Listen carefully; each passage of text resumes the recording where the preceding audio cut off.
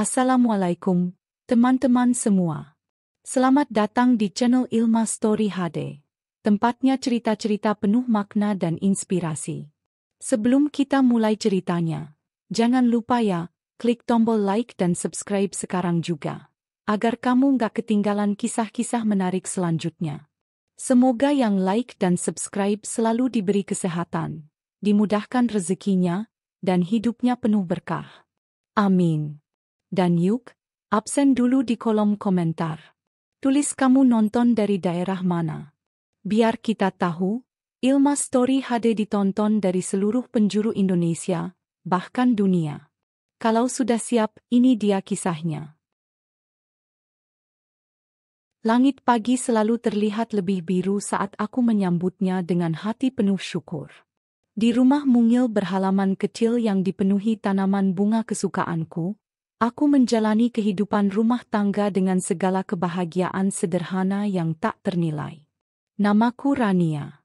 Aku seorang istri rumah tangga biasa, tak bekerja kantoran, tapi setiap hariku penuh aktivitas. Dari menyiapkan sarapan, merapikan rumah, mencuci pakaian, menyiram bunga, hingga memasak makanan kesukaan suamiku, Arya. Semua kulakukan dengan sepenuh hati. Karena aku mencintai rumah ini, mencintai kehidupanku, dan tentu saja, mencintai Arya sepenuh jiwaku. Arya bukan pria yang sempurna. Kadang dia lupa tanggal ulang tahunku, atau meninggalkan handuk basah di tempat tidur. Tapi ia lembut, bertanggung jawab, dan selalu tahu caranya membuatku merasa dihargai. Ia bekerja di bidang konstruksi. Dan kami bertemu 6 tahun lalu saat aku menjadi relawan di salah satu proyek kemanusiaan tempat dia menjadi koordinator lapangan. Sejak saat itu, hidupku seperti menemukan arah. Ia membimbingku, melindungiku, dan ketika kami menikah, ia berjanji akan menjadi imam yang membawaku pada kebaikan. Aku selalu percaya bahwa cinta tak harus mewah. Cukup kejujuran, rasa hormat, dan perhatian. Setiap kali Arya pulang kerja, ia selalu membawakan hal-hal kecil yang menunjukkan ia memikirkan aku sepanjang hari. Kadang hanya sekotak susu coklat, kadang sebuah bunga liar yang ia petik di jalan, atau bahkan hanya senyuman lelah yang ia sempatkan meski tubuhnya remuk. Bagiku, itu lebih dari cukup. Aku menyiapkan teh hangat untuknya, memijat kakinya, mendengarkan ceritanya tentang pekerjaan. Rumah ini hidup oleh suara tawa kami, dan keheningan kami pun selalu terasa hangat, tidak pernah sepi. Di meja makan, kami biasa berbincang hingga larut. Kami saling bertukar cerita, harapan, dan kadang mimpi yang masih terlalu jauh. Arya pernah bilang ingin punya bisnis sendiri suatu hari nanti. Aku mendukung penuh impiannya. Bahkan aku sempat menawarkan tabungan pribadiku untuk dia gunakan sebagai modal awal, tapi ia menolaknya. Katanya, kita pelan-pelan aja ya, Ran. Aku nggak mau uang kamu ikut hilang kalau aku gagal. Aku hanya tersenyum saat itu, merasa beruntung punya suami yang tahu batas, dan punya hati. Kami belum dikaruniai anak. Sudah 3 tahun kami mencoba. Dan walau ada sedikit kekhawatiran dari pihak keluarga, Arya tak pernah sekalipun menyalahkanku. Ia justru yang paling rajin menghiburku tiap kali hasil tes pack kembali menunjukkan satu garis. Kita berdua udah cukup kok. Kalau Allah kasih anak, kita syukuri. Kalau enggak, kita saling bahagiakan aja terus. Kalimat itu selalu menjadi pelipur laraku.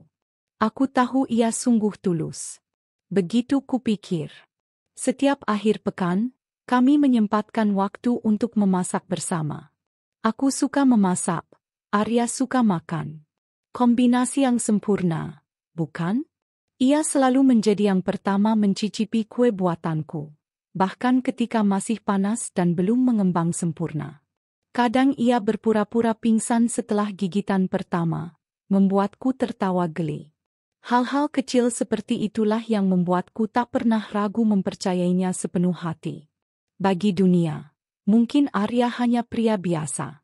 Tapi bagiku, ia adalah dunia itu sendiri. Tak ada konflik besar dalam pernikahan kami selama 3 tahun pertama. Kalaupun ada pertengkaran, biasanya hanya soal hal-hal sepele, seperti dia yang lupa membuang sampah, atau aku yang kadang terlalu lama menyetrika baju hingga nasi hampir gosong. Tapi setelahnya, selalu ada pelukan, selalu ada kata maaf, dan tentu saja secangkir teh manis yang menutup malam dengan tenang. Aku sering menulis di buku harian, dan di sana, aku menuliskan betapa bersyukurnya aku menjalani kehidupan ini bersama Arya. Aku menuliskan mimpiku untuk suatu hari memiliki rumah makan kecil yang menjual makanan rumahan, dikelola berdua, agar kami bisa menua sambil tetap bekerja dan tertawa bersama. Arya tahu tentang buku itu. Kadang ia ikut menuliskan catatan kecil di sela-sela halamannya, iseng menggambar wajahku versi stick figure yang konyol. Atau hanya menuliskan, "Aku sayang kamu," dengan tulisan yang miring-miring. Lingkungan tempat tinggal kami juga menyenangkan. Tetangga kami baik-baik. Ada Bu Rini yang sering mengantarkan sayur hasil kebun kecilnya. Ada Pak Herman yang suka menyapa Arya dengan candaan setiap pagi. Aku sering duduk di teras bersama ibu-ibu komplek, berbagi resep dan tawa. Semua terasa utuh, lengkap, damai. Saat lelah mendera, aku hanya perlu menatap wajah Arya yang tertidur pulas di sampingku untuk kembali merasa kuat. Saat rasa sedih kadang muncul tanpa sebab, aku hanya perlu mengingat bagaimana ia memelukku setiap malam dan berkata, "Selalu ada aku, Ran." Dunia tak pernah benar-benar kejam selama aku bersamanya. Hingga pada suatu masa, semua itu mulai perlahan berubah. Namun pada episode ini, aku ingin mengakhiri catatan dengan rasa syukur yang besar. Karena tak ada satupun hari dalam 3 tahun pertama pernikahan kami yang ingin kuhapus atau kutukar dengan apapun. Hidup memang tak selalu sempurna, tapi saat bersama orang yang tepat, bahkan kekurangan pun terasa indah. Aku percaya cinta itu bukan tentang besar kecilnya hadiah, tapi bagaimana kita merasa dihargai dan dicintai dengan cara yang tulus.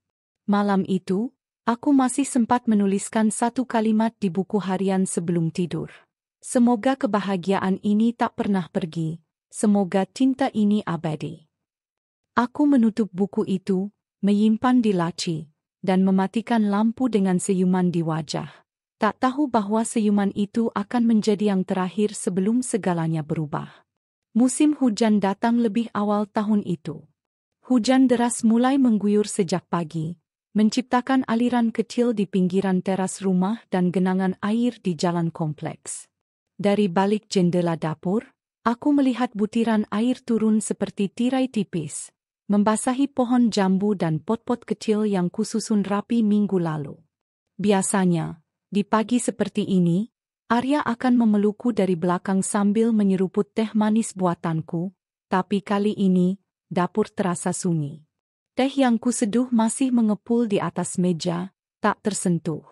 Sudah 2 jam berlalu sejak ia berangkat tanpa sarapan, hanya berkata, "Ada rapat pagi. Maaf ya. Nanti aku kabari." Dan sejak itu, tak ada pesan, tak ada telepon. Bahkan centang pesan dariku pun tak berubah warna. Awalnya kupikir wajar. Arya memang kadang sibuk. Apalagi proyek konstruksi yang ia tangani sedang dalam tahap penting. Tapi entah mengapa, hatiku seperti digigit sesuatu yang tak bisa kujelaskan. Rasa sepi mulai menyelusup diam-diam. Biasanya ia akan mengabari saat makan siang, sekadar mengirim foto makanannya atau video pendek wajah lelahnya yang menghibur. Tapi hari itu, tak ada apa-apa. Hari-hari berikutnya pun mulai terasa berbeda. Arya semakin sering pulang larut malam, dan setiap kali kutanya, jawabannya selalu sama, tadi lembur, atau lagi banyak revisi gambar proyek. Ia mulai lebih sering membawa pulang kerjaannya ke rumah. Duduk di ruang tengah dengan laptop terbuka dan wajah serius. Bahkan ketika aku sedang menghidangkan makanan atau mengajaknya berbicara. Tatapannya mulai jarang bertemu dengan mataku. Bahkan pelukan hangatnya mulai terasa formal, dingin, seperti rutinitas semata. Aku mencoba tidak berpikiran buruk. Aku percaya pada Arya. Tapi ada yang mulai berubah, dan hatiku menangkapnya, meski mulutku tetap diam. Ia tak lagi menyapaku dengan pelukan saat pulang. Ia bahkan lupa menanyakan kabarku. Beberapa kali ia langsung naik ke kamar, melepas sepatu dan tidur tanpa bicara sepatah kata pun. Membuatku hanya bisa menatap punggungnya dari ambang pintu sambil membawa sepiring makanan yang tak tersentuh. Aku mulai terbiasa berbicara sendiri. Meja makan tak lagi dipenuhi canda. Yang ada hanya suara sendoku berdenting di atas piring. Arya makan tergesa-gesa, lalu kembali ke laptop atau ponselnya. Aku mencoba menghidupkan kembali kehangatan dengan memasak makanan favoritnya, membeli kopi kesukaannya, bahkan mengenakan daster yang dulu katanya membuatku terlihat seperti gadis desa yang manis.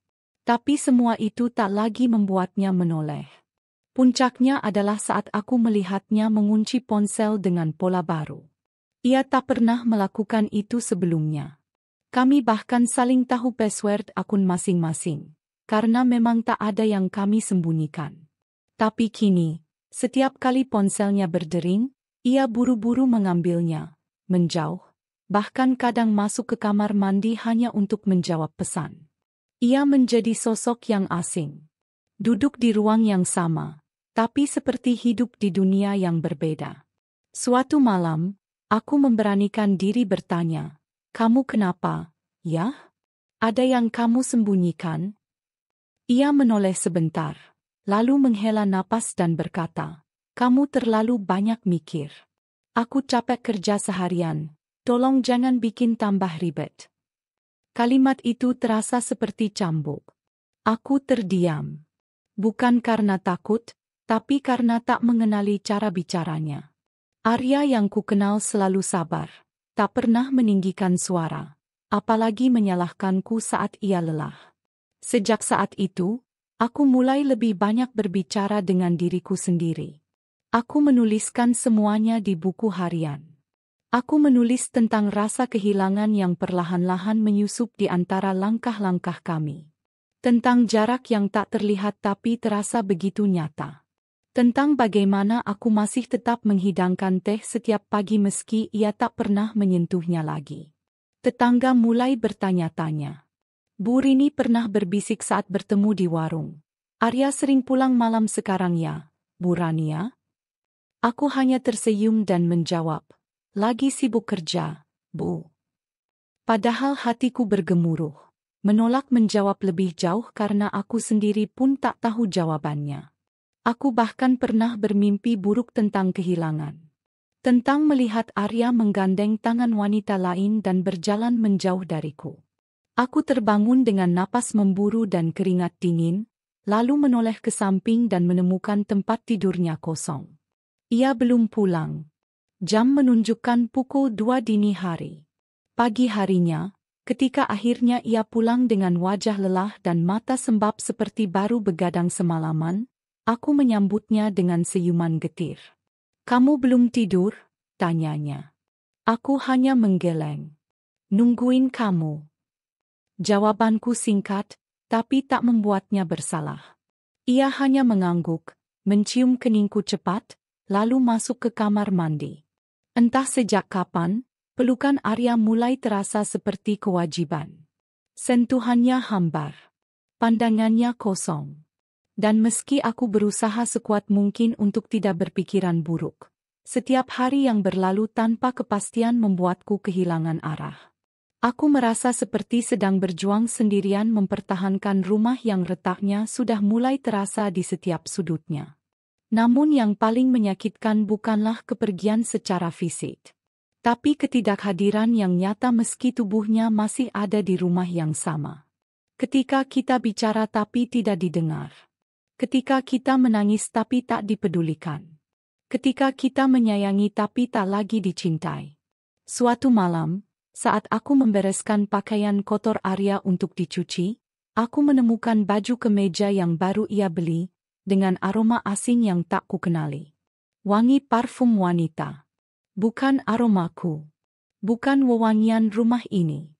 Aku mencium baju itu berulang kali, berharap pikiranku salah. Tapi inderaku terlalu jujur. Aku terdiam lama di sudut kamar mandi, memeluk baju itu seperti memeluk petaka yang baru saja tiba. Namun lagi-lagi, aku tak bertanya. Aku hanya menyimpannya dalam hati, berharap semua ini hanya hayalan. Mungkin rekan kerja. Mungkin parfumnya tertempel di mobil. Mungkin aku hanya terlalu cemas. Tapi dalam hatiku yang paling dalam, aku tahu ini bukan hal sepele. Dan disinilah aku sekarang. Duduk sendiri di ruang tengah, dengan lampu yang remang, jam dinding berdetak seperti ingin memekikan waktu yang berlalu, dan ponsel di tanganku tak kunjung berbunyi. Arya belum pulang. Lagi-lagi, satu-satunya yang kupunya kini hanyalah doa. Doa agar jika memang perubahan ini adalah ujian, aku bisa kuat menjalaninya. Dan jika ini adalah jalan menuju kehancuran, aku punya cukup cinta pada diriku sendiri untuk bangkit dan berjalan menjauh. Aku menatap foto pernikahan kami yang tergantung di dinding. Kami terlihat bahagia. Terlalu bahagia hingga aku tak pernah membayangkan bisa berada di titik ini. Tapi mungkin setiap cerita cinta memang harus diuji. Dan aku belum menyerah. Belum. Karena aku masih mencintainya. Masih. Malam itu dingin. Bukan hanya karena hujan yang tak kunjung reda sejak sore. Tapi karena rumah ini mulai terasa asing, nyaris seperti tempat persinggahan daripada tempat pulang. Aku sedang menjemur pakaian di ruang belakang, memanfaatkan pengering mesin cuci agar baju tidak apet. Tanganku menggantungkan satu persatu ke meja Arya, seperti biasa, rapi dan teratur. Tapi tiba-tiba langkahku terhenti. Ada satu kemeja biru tua yang terasa janggal. Bukan karena kotor atau robek. Justru sebaliknya, kemeja itu terlihat sangat bersih, bahkan lebih wangi dari biasanya. Bukan wangi sabun cucianku. Ini aroma yang berbeda. Lembut, manis, feminin. Parfum wanita. Dan bukan parfum yang kukenali. Bukan milikku. Aku mengangkat kemeja itu mendekati hidungku. Semerbaknya menusuk, tajam namun halus. Aroma ini asing dan terasa salah. Jantungku berdegup lebih cepat. Aku memeriksa kembali keranjang pakaian lainnya. Beberapa baju Arya yang biasa ia pakai ke kantor juga tercium samar aroma yang sama. Seolah ada tangan lain yang lebih dulu memeluknya sebelum aku sempat menyentuh bajunya. Aku terduduk di samping mesin cuci, menatap lantai dengan kepala penuh pertanyaan yang tak bisa kutemukan jawabannya. Keesokan harinya, saat Arya pulang dari kantor, aku mencoba menyelipkan pertanyaan itu dalam nada yang lembut. Aku menyuguhkan teh manis kesukaannya. Lalu dengan senyum yang kutahan dari getaran gugup, aku bertanya, "Yah, kamu pakai parfum baru ya akhir-akhir ini? Wanginya beda." Ia mendongak dari layar ponselnya sebentar, tersenyum kecil tapi tak tulus. "Enggak. Mungkin karena ketempelan parfum teman kerja. Waktu di lift sempit banget. Kebetulan ada ibu-ibu bagian finance." Lalu ia kembali menunduk menatap layarnya, seolah kalimatnya sudah cukup. Jawabannya cepat dan tenang. Tapi aku, yang mengenalnya selama bertahun-tahun, tahu, itu bukan caranya menjelaskan sesuatu yang sepele. Biasanya ia akan bercanda, atau memelukku sambil berkata, "Kamu cemburu ya?"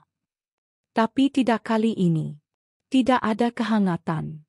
Hanya jeda yang terlalu cepat dan kesibukan yang dibuat-buat. Hari-hari berikutnya aku mulai lebih memperhatikan hal-hal kecil. Kaos kaki yang diganti 2 kali sehari, kemeja yang tak lagi kotor seperti biasanya, dan ponsel yang kini tak pernah ia tinggalkan di meja makan seperti dulu. Bahkan ketika mandi pun, ponselnya ikut masuk ke kamar mandi, terkunci dan tanpa suara. Aku hanya bisa memandang kosong dari kejauhan, bertanya-tanya apakah semua ini hanya kecurigaan yang berlebihan, ataukah naluriku benar-benar mulai menangkap sesuatu yang nyata? Aku mulai menyusun teka-teki di kepalaku. Aku mencoba berpikir logis, mengingat-ingat apakah ada perubahan drastis yang bisa menjadi penyebabnya. Tapi jawaban itu tak juga datang. Yang datang justru rasa cemas yang mulai mencakar bagian terdalam hatiku. Arya mulai sulit diajak bicara.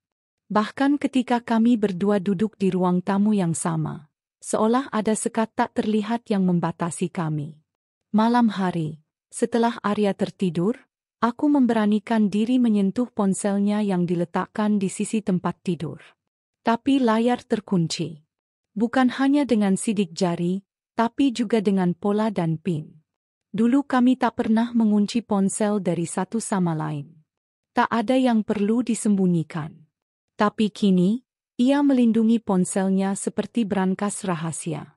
Aku meletakkannya kembali perlahan, menatap wajahnya yang damai dalam tidur. Begitu tenang. Tapi entah, ada rasa sakit yang menyesakiku melihat wajah itu. Wajah yang dulu jadi tempatku bersandar, kini jadi teka-teki yang tak bisa kupecahkan. Aku mencoba bicara kembali keesokan paginya saat sarapan. Yah, akhir-akhir ini kamu beda. Aku ngerti kamu sibuk, tapi kamu bahkan gak cerita apapun lagi. Ada apa?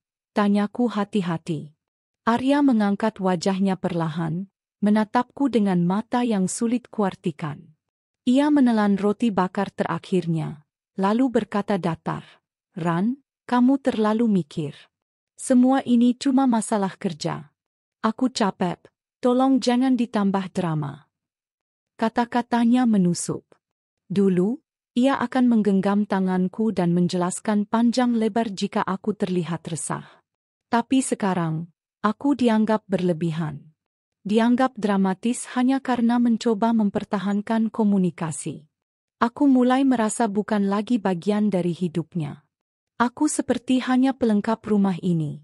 Sekadar menjaga rumah tetap bersih, menyediakan makanan, dan tak banyak bertanya. Bahkan suaraku mulai tak terdengar. Padahal aku hanya ingin tahu, apakah masih ada tempat untukku di hatinya? Di hari Minggu yang biasanya kami habiskan untuk belanja atau memasak bersama, ia malah pamit untuk meeting dadakan. Padahal aku tahu proyeknya libur di akhir pekan. Aku tersenyum palsu dan mengangguk, lalu membereskan meja makan sendirian. Aku memasak opor ayam pagi itu. Makanan favoritnya. Tapi satu piring pun tak tersentuh. Saat ia pergi, aku nekat mencium aroma bajunya yang tertinggal di keranjang. Aroma itu makin kuat.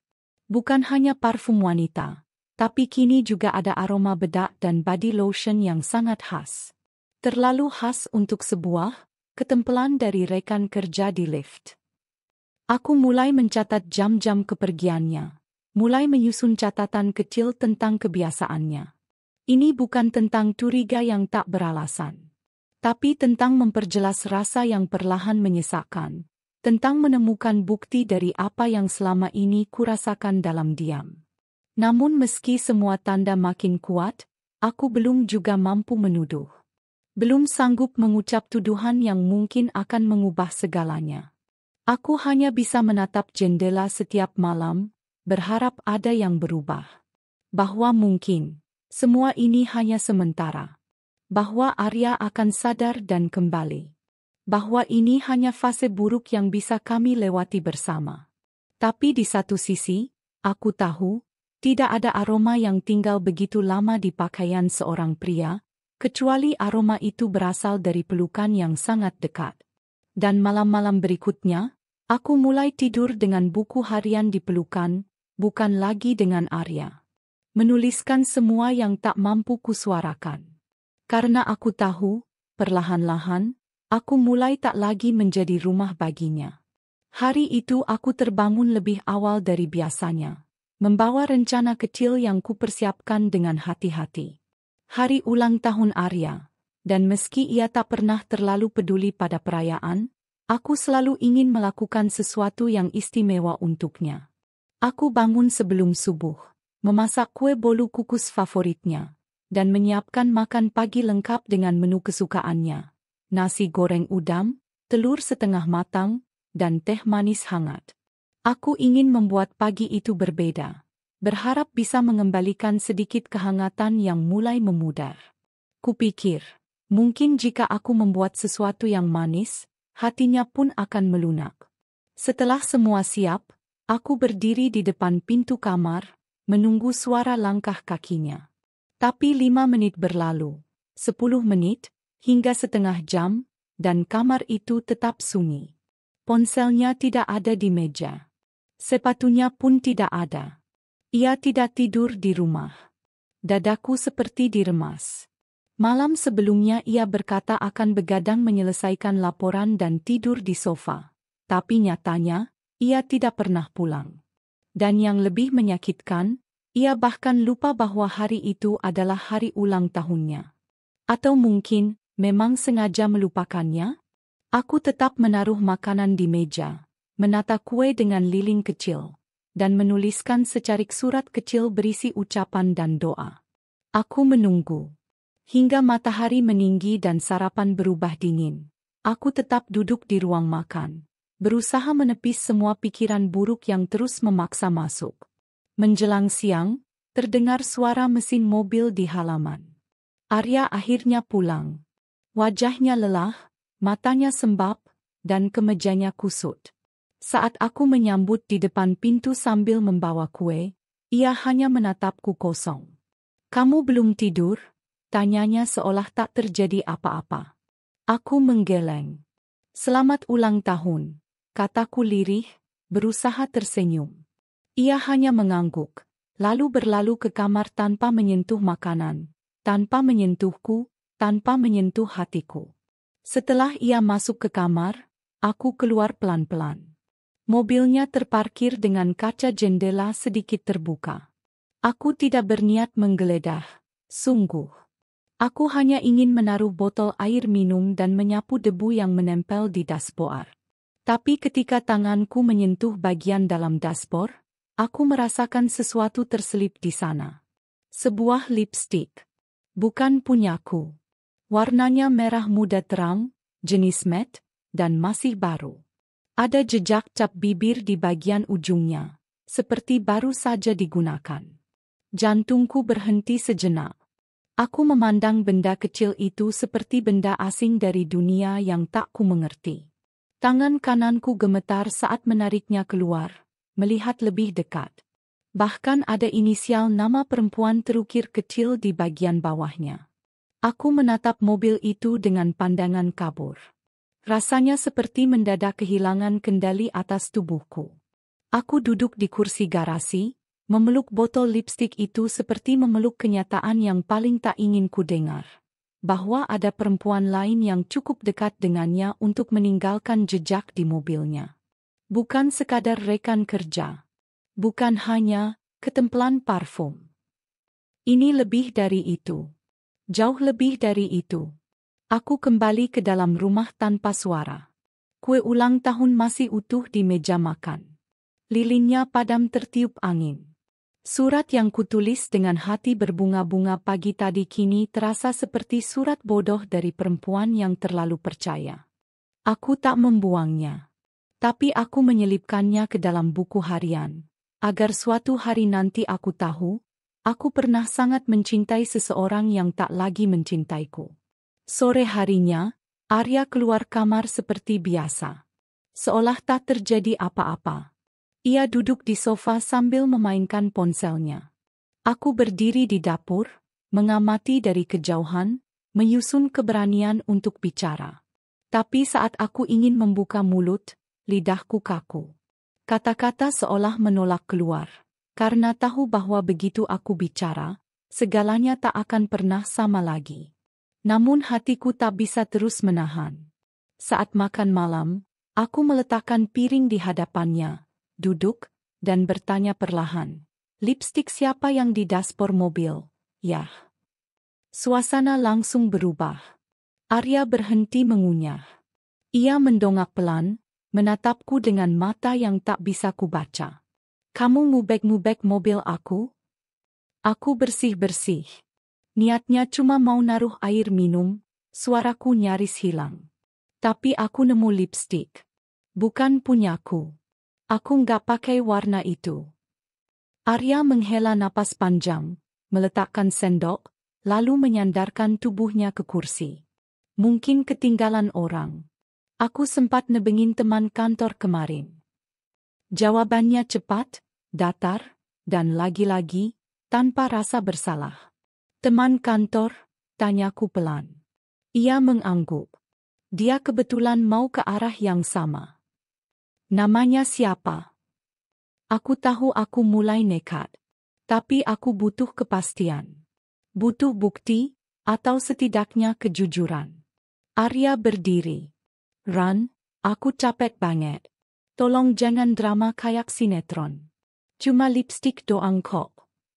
Lalu ia berjalan ke kamar, meninggalkanku sendiri di meja makan yang kini terasa lebih dingin dari lantai marmer di musim hujan. Malam itu aku menangis.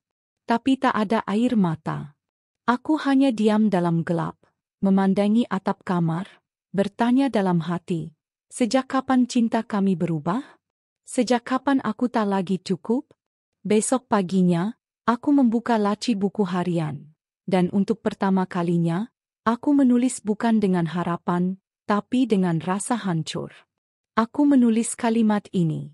Mungkin cinta tidak selalu berakhir dengan benci. Tapi cinta yang tak jujur, hanya bisa berakhir dengan kehilangan.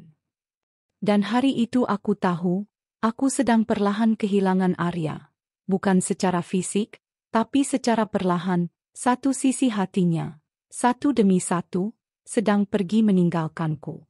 Minggu-minggu setelah aku menemukan lipstik asing itu di dashboard mobilnya, sikap Arya tak kunjung membaik. Malah sebaliknya, semakin hari, aku merasa seperti hanya bayangan di rumah sendiri. Dulu, ketika aku menyapanya dengan senyum dan secangkir teh hangat, dia akan menatapku penuh syukur. Sekarang, ia hanya melihatku sepintas lalu, seolah keberadaanku hanyalah formalitas yang tak lagi penting. Aku masih mencoba menjadi istri yang baik. Aku masih menyambutnya pulang, menyiapkan makan malam, dan memastikan rumah bersih dan nyaman. Tapi hatiku mulai lelah, sebab setiap perlakuan baikku seolah dibalas dengan dingin yang menusuk tulang. Ia lebih sering duduk di teras dengan ponsel di tangan, tertawa kecil sambil menatap layar, tawa yang tak pernah lagi kudengar darinya sejak berbulan lalu. Sampai suatu hari, sore yang biasa berubah menjadi luka yang tak akan pernah kulupa. Aku baru saja selesai memasak ayam goreng kesukaannya, menu yang biasa membuat matanya berbinar. Dengan semangat yang kupaksakan agar tetap hidup, aku memanggilnya yang sedang duduk di sofa sambil menonton televisi. Yah, makan dulu, yuk. Ayam gorengnya masih panas, kataku lembut. Tanpa menoleh, ia menjawab, nanti. Lagi nggak lapar. Aku mencoba menahan kecewa. Tadi bilang belum makan dari siang, ini aku masakin loh, kamu pasti suka. Suaraku mulai menggetar.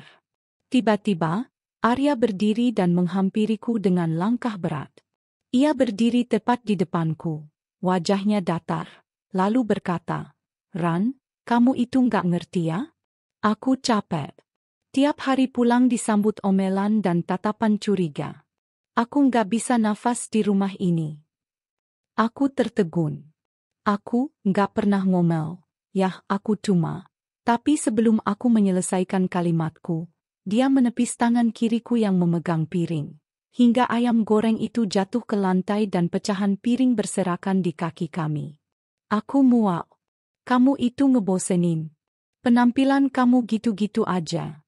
Ngomong cuma soal rumah, masak, cucian. Kamu pikir aku kerja buat apa? Buat pulang ke istri kayak kamu yang cuma tahu dapur dan daster? Kata-katanya seperti cambuk yang mencabik kulitku. Aku mundur satu langkah, tak percaya. Jadi aku ini beban buat kamu? Tanyaku pelan, nyaris tak terdengar. Arya menatapku lama, lalu menggeleng dengan senyum sinis. Beban? Kamu itu bukan beban. Tapi kamu bukan pasangan yang layak buat aku sekarang. Aku berkembang. Kamu enggak. Ia lalu mengambil kunci mobil di meja dan pergi begitu saja, meninggalkanku yang berdiri di tengah ruang makan dengan ayam goreng berceceran dan hati yang remuk redam. Malam itu, aku tidak menangis. Tidak juga marah. Aku hanya duduk di lantai, di antara remah makanan yang sudah dingin, menatap kosong ke arah pintu yang telah ditutup keras.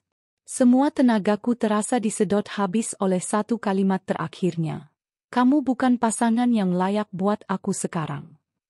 Apa aku terlalu biasa? Apa karena aku terlalu setia? Terlalu memprioritaskan rumah, hingga lupa mempercantik diri?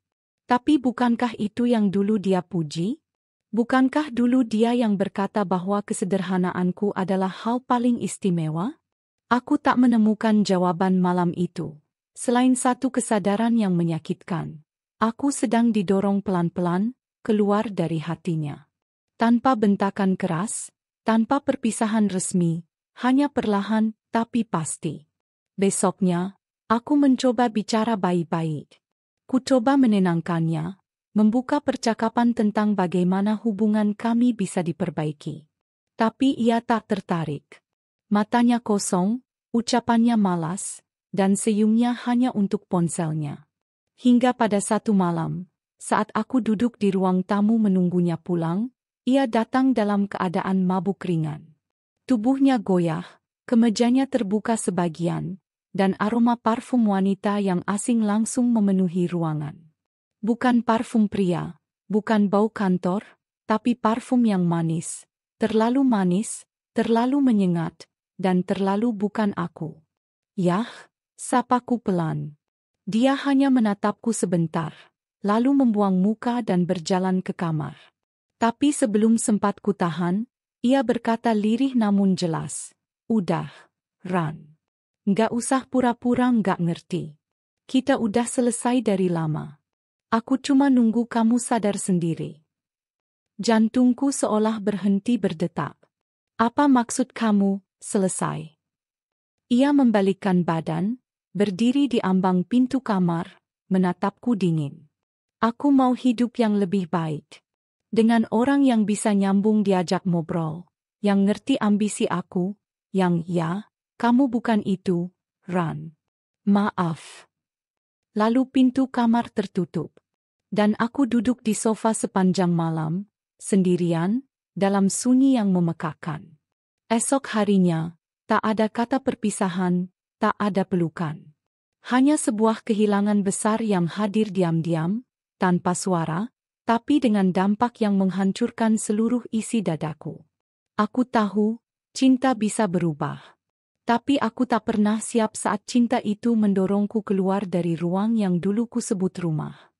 Pagi itu aku berkemas dalam diam, memasukkan beberapa helai pakaian ke dalam koper kecil yang dulu ku beli bersama Arya saat awal pernikahan. Setiap benda yang ku sentuh terasa menampar hatiku. Baju yang dulu ku pakai saat kami pertama kali ke pantai, scarf hadiah ulang tahun darinya, dan sepasang sandal rumah yang ia beli tanpa alasan. Hanya karena katanya, kaki kamu harus nyaman di rumah kita. Dulu, itu terdengar seperti janji. Kini, semuanya seperti kenangan yang memberatkan langkah. Aku tak tahu harus kemana. Tapi aku tahu tak bisa terus berada di rumah yang kini bukan lagi tempatku bersandar. Dengan hati penuh luka dan mata yang sembab, aku meninggalkan rumah itu tanpa sepatah kata pun kepada Arya.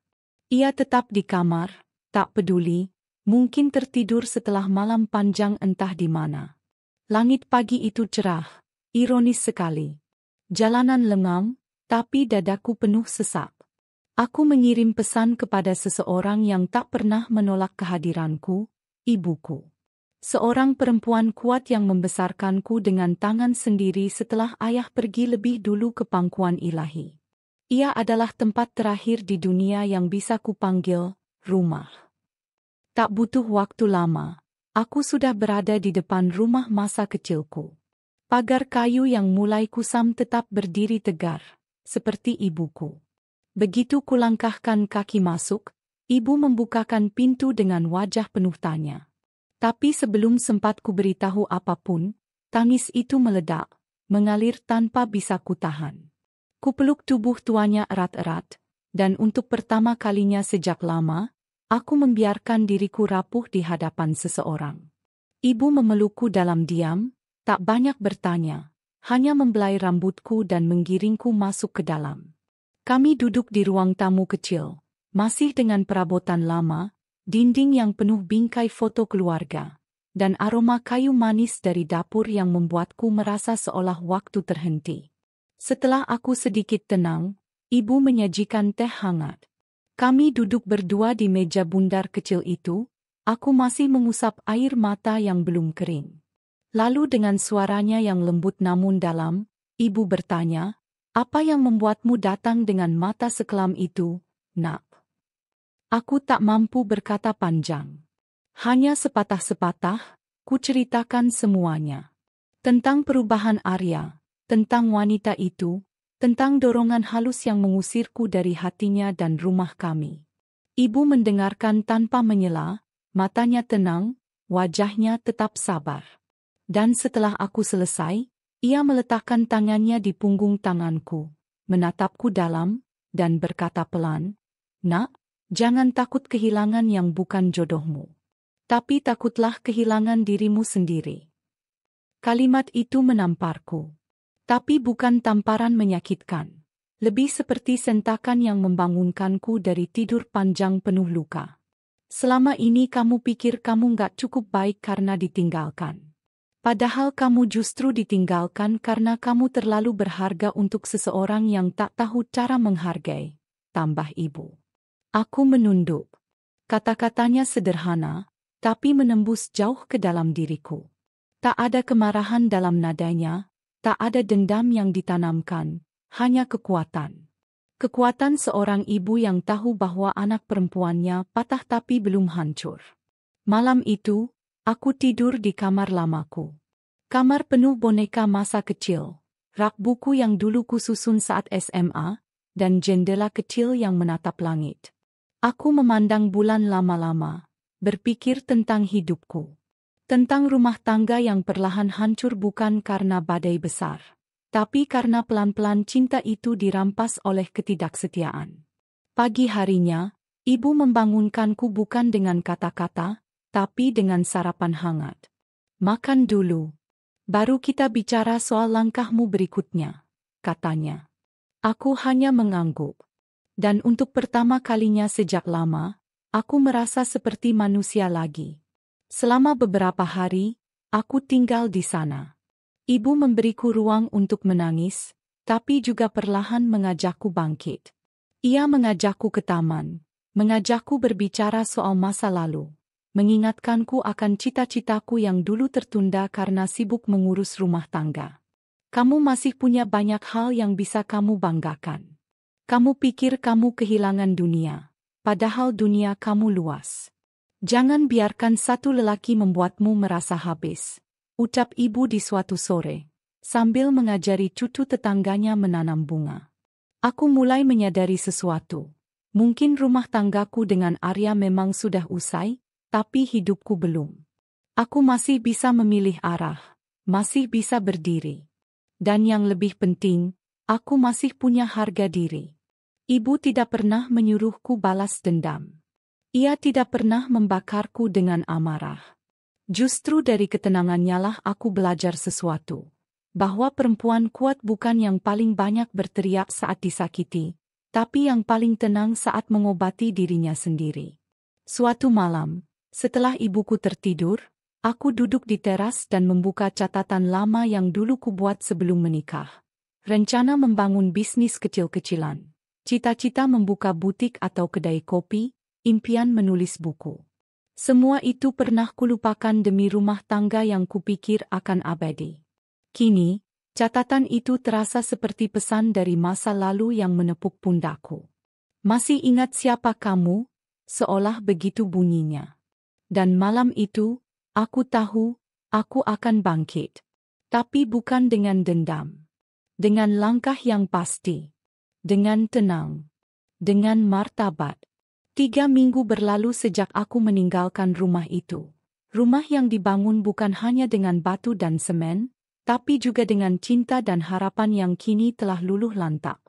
Selama waktu itu, aku tinggal di rumah ibuku, membiarkan luka-luka di hatiku perlahan sembuh oleh perhatian seorang ibu dan keheningan yang menyentuh. Aku tidak menghubungi Arya. Aku tidak menanyakan kabarnya. Aku tidak mencari tahu siapa wanita itu. Yang kulakukan hanyalah memperkuat hatiku, memantapkan langkahku, dan menanamkan pada diriku bahwa hidup tak boleh berhenti hanya karena seseorang memilih pergi.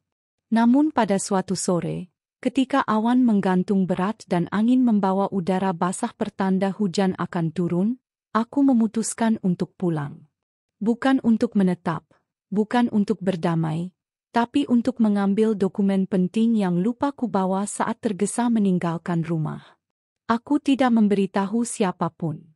Hanya membawa diriku sendiri, dengan langkah mantap dan hati yang sudah tak lagi bergantung pada penjelasan.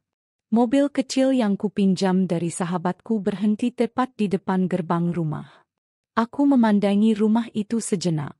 Tidak ada yang berubah secara fisik, pagar masih rapi, tanaman yang kutanam dulu masih tampak hidup, dan jendela ruang tamu masih terbuka seperti biasa. Tapi aku tahu, suasana di dalamnya sudah tak lagi sama. Saat membuka pintu dengan kunci duplikat yang masih kusimpan, hal pertama yang kudengar adalah suara tawa perempuan. Tawa manja dan dibuat-buat, diiringi dengan suara lelaki yang tak asing, Arya. Suara itu dulu adalah tempatku pulang. Kini hanya menyisakan cermin dari kebohongan. Aku melangkah masuk dengan hati tenang, meskipun napasku terasa berat. Dan di sanalah dia, seorang wanita asing, duduk bersandar di sofa favoritku, mengenakan baju tidurku yang pernah kubelikan online untuk malam spesial ulang tahun pernikahan kami. Di tangannya ada cangkir teh warisan ibuku, dan kakinya yang dimanikur cerah berselonjor di atas meja tamu yang dulu kupel setiap pagi. Mataku tak bisa berpaling, dan untuk beberapa detik, kami saling menatap. Ia menatapku dengan ekspresi penuh kemenangan, tanpa rasa bersalah, seolah dialah yang berhak berada di rumah itu. Di sisi lain, Arya yang baru keluar dari dapur terlihat terkejut. Wajahnya pucat, seolah tak menyangka aku akan datang kembali tanpa pemberitahuan. Tapi bukan keterkejutan itu yang menyakitkan, melainkan tidak adanya upaya darinya untuk segera menjelaskan. Aku tidak membuat keributan. Aku tidak berteriak, tidak menangis. Aku hanya menatap Arya, lalu memindahkan pandanganku ke perempuan itu, dan akhirnya melemparkan pandanganku ke seluruh sudut rumah. Menyadari bahwa tempat yang dulu kucintai kini menjadi sarang pengkhianatan. "Apa kamu tinggal di sini sekarang?" tanyaku pelan. Perempuan itu tertawa, tawa yang tidak hangat. "Memangnya kenapa? Toh rumah ini rumah suamimu, kan? Atau lebih tepatnya, rumah kami sekarang." Kata-katanya seperti pisau. Tapi bukan karena kebenarannya, melainkan karena keberaniannya berbicara begitu tanpa malu. Arya tak berkata apapun. Ia hanya berdiri di sana, seperti boneka tanpa nalar, membiarkan wanita itu berbicara untuknya. "Belajarlah berbagi," katanya lagi, kali ini dengan nada mengejek. Aku menarik napas panjang, menahan diri agar tidak meledak. Tapi jauh di dalam diriku, sebuah keputusan mulai terbentuk. Keputusan yang tidak datang dari amarah, tapi dari kesadaran penuh bahwa aku harus menyudahi semua ini. "Aku hanya ke sini untuk mengambil dokumen di kamar kerja," kataku singkat. Aku melangkah dengan tenang, meski dadaku terasa bergemuruh. Di sepanjang lorong rumah, banyak kenangan yang menjeratku. Lukisan yang dulu kami beli di pameran kecil, meja sudut yang Arya rakit sendiri, hingga tirai jendela yang kucuci setiap minggu. Tapi tak satu pun dari itu bisa menahanku untuk tidak bergerak maju. Di kamar kerja, aku mengambil semua dokumen penting. Akta tanah, surat kendaraan, buku rekening cadangan, dan folder-folder perusahaan yang dulu ku bantu rancang. Semuanya masih tertata rapi, karena Arya tak pernah menyentuhnya. Ia terlalu sibuk dengan dunianya sendiri. Setelah memastikan semua dokumen lengkap, aku kembali ke ruang tamu. Mereka masih di sana. Perempuan itu kini berdiri di sisi Arya, menyandarkan tubuhnya dengan gerakan manja, seperti ingin menunjukkan bahwa ia telah menang. Tapi aku tidak sedang bertanding. Aku sedang menyudahi. Terima kasih atas waktunya, ucapku pelan. Mulai hari ini, kalian bisa menjalani hidup kalian dengan bebas. Aku tidak akan mengganggu. Tapi jangan salah, aku juga tidak akan diam. Sebelum pergi, aku menatap Arya untuk terakhir kalinya. Dulu kamu bilang aku membosankan. Terlalu sederhana untuk seorang pria sukses seperti kamu, kataku lirih. Tapi kamu lupa. Yang sederhana inilah yang dulu kamu perjuangkan. Dan sekarang kamu membuangnya untuk seseorang yang bahkan tidak tahu malu menempati rumah istri sah. Arya menunduk. Tak sepatah kata pun keluar dari mulutnya. Mungkin karena ia tahu, segalanya telah berubah. Dan perubahan ini bukan lagi bisa dia kendalikan. Aku berjalan keluar dengan langkah mantap. Hujan mulai turun, rintik-rintik kecil membasahi rambutku. Tapi aku tidak berlari. Aku biarkan air hujan itu menyatu dengan hatiku yang mulai dingin, menyapu sisa-sisa luka, dan membersihkan segala duka. Hari itu aku tak menangis.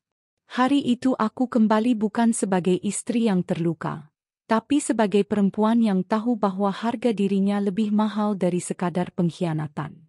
Dan sejak saat itu, aku bersumpah akan kembali. Tapi bukan sebagai korban. Sebagai pemenang.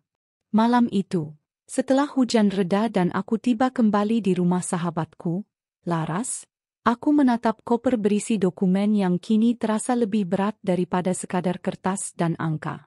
Di dalamnya bukan hanya tertera aset dan bukti hukum, tetapi juga lembar demi lembar luka yang kubawa dengan tenang. Aku menutup koper itu perlahan, lalu menatap diriku sendiri di cermin besar kamar tamu. Rambutku kusut, mataku sayu, tapi ada cahaya kecil yang muncul di balik sorot mataku. Cahaya seorang perempuan yang tak lagi sudi dikhianati. Laras menyambutku di meja makan dengan secangkir teh jahe. Dia benar-benar bawa perempuan itu ke rumahmu? Tanyanya hati-hati. Aku hanya mengangguk. Pakai baju tidurku, duduk di sofaku, pakai cangkir ibuku. Laras mengepalkan tangannya. Kau sudah bukan lagi perempuan yang harus diam. Ini saatnya bertindak. Kalimat itu seperti gemuruh di dadaku. Aku mengangguk pelan, lalu memutuskan malam itu juga bahwa aku tak akan sekadar menjadi korban yang diam. Esok harinya, aku bangun lebih awal. Mandi, berdandan sederhana, dan membuka laptop. Kuketik surat kuasa untuk Laras sebagai kuasa hukumku. Lalu kami mulai menghubungi beberapa rekan notaris dan pengacara properti. Sebagai perempuan yang ikut membangun bisnis bersama suami, aku tahu betul banyak proses hukum dan administratif yang bisa kuklaim.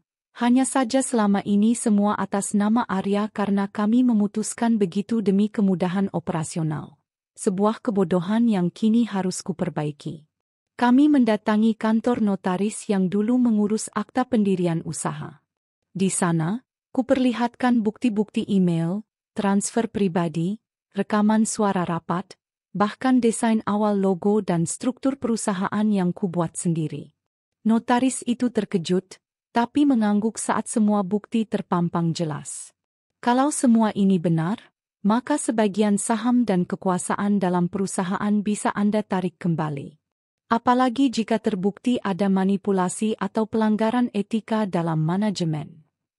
Hari itu aku merasa hidupku mulai pulih. Bukan karena dendam, tapi karena kesadaran bahwa aku tidak serendah yang Arya kira.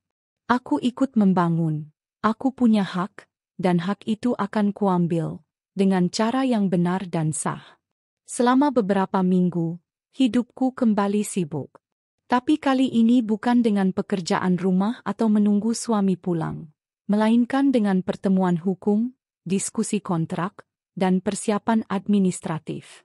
Laras tak pernah lelah mendampingiku.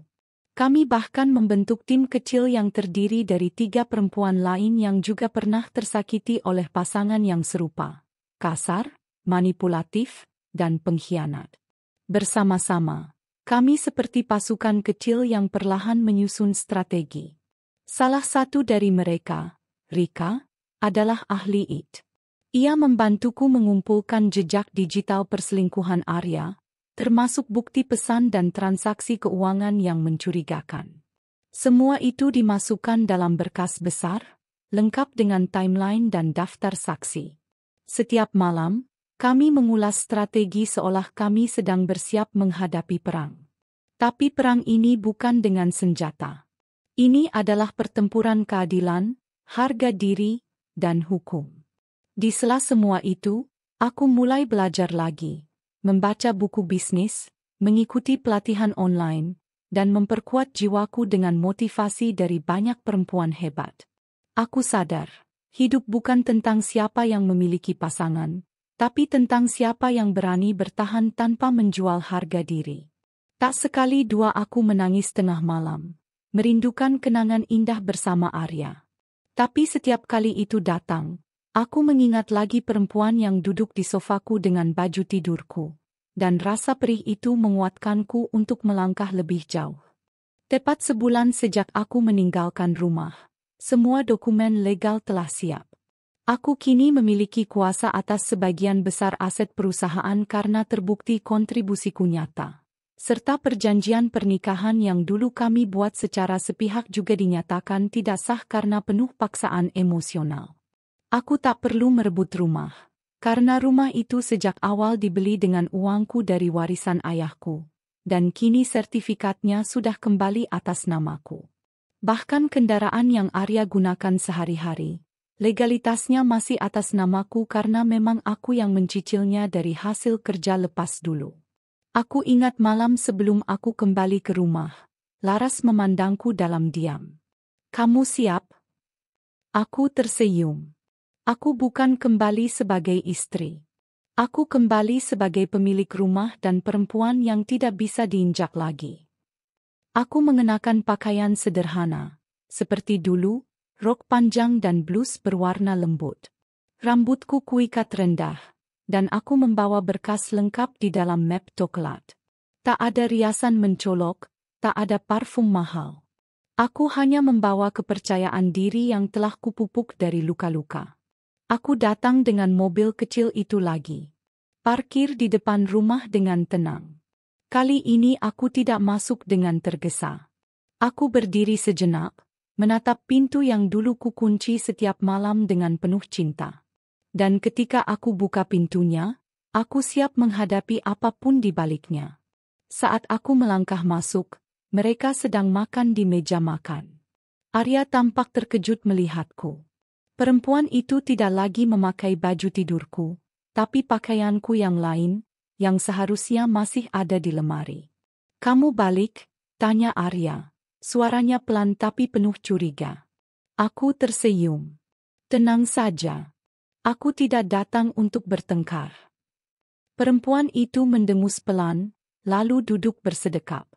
"Kamu pikir kamu bisa seenaknya keluar masuk rumah ini?" Aku menatapnya dalam-dalam. "Rumah ini atas namaku, bukan atas nama suamiku. Dan sebentar lagi, kalian akan benar-benar mengerti siapa yang sebenarnya punya kuasa." Arya berdiri. "Apa maksudmu?" Aku meletakkan map coklat itu di meja ruang tamu. "Baca. Di dalamnya ada bukti bahwa perusahaan tempat kamu bekerja selama ini sudah bukan milikmu. Aku pemegang saham mayoritas sekarang. Dan rumah ini, kendaraan ini, semuanya kini kembali secara sah atas namaku. Bahkan jika kamu memilih tetap tinggal di sini, aku punya hak penuh untuk melaporkan kalian atas pencemaran nama baik dan pelanggaran rumah tangga." Mereka berdua terlihat panik. Arya membuka-buka berkas itu dengan cepat, sementara perempuan itu mulai meracau, memintanya melakukan sesuatu. Tapi aku hanya berdiri di sana, menatap mereka bukan dengan marah, tapi dengan mata seorang perempuan yang sudah selesai berperang melawan kelemahan diri. Aku tak datang untuk berkelahi. Aku datang karena sudah waktunya kalian tahu bahwa aku tak bisa lagi diinjak. Lalu aku berbalik dan pergi meninggalkan mereka yang kini tampak gamang, seperti anak kecil yang kehilangan arah. Hari itu aku tidak mengambil apapun dari rumahku. Hari itu aku hanya meninggalkan satu hal. Pesan bahwa perempuan yang ditinggal tidak selalu akan kalah. Kadang ia hanya mundur untuk melompat lebih jauh. Minggu itu, langkahku semakin mantap. Meski aku tidak lagi tinggal di rumah yang dulu kupenuhi cinta, aku tak merasa kehilangan. Rumah bukan sekadar bangunan dengan dinding dan atap, tetapi tempat di mana hati bisa beristirahat dengan tenang. Dan hatiku kini telah kupindahkan ke tempat baru. Tempat di mana harga diriku kembali kutegakkan, dan kebenaran mulai kuperjuangkan. Di kamar kerja sederhana di rumah Laras, kuhamparkan seluruh dokumen yang telah berhasil kususun dengan teliti selama beberapa minggu terakhir. Di atas meja, berjejer rapi, fotokopi sertifikat rumah, akta perusahaan, dokumen legal tanah yang selama ini tersembunyi di brankas rumah. Tangkapan layar transaksi mencurigakan antara Arya dan pihak-pihak tidak resmi, serta rekaman suara percakapan antara Arya dan perempuan itu yang kudapatkan lewat alat kecil yang sengaja kutinggalkan di dalam laci kamarku sebelum aku pergi. Setiap dokumen itu kubaca ulang satu persatu. Aku ingin memastikan bahwa tidak ada celah hukum yang bisa dimanfaatkan Arya untuk mengklaim kembali apa yang bukan haknya. Dan aku tahu, dalam permainan seperti ini, kekuatan bukan hanya ada di hati, tapi juga di kertas-kertas yang diam namun bisa bicara lebih tajam daripada teriakan.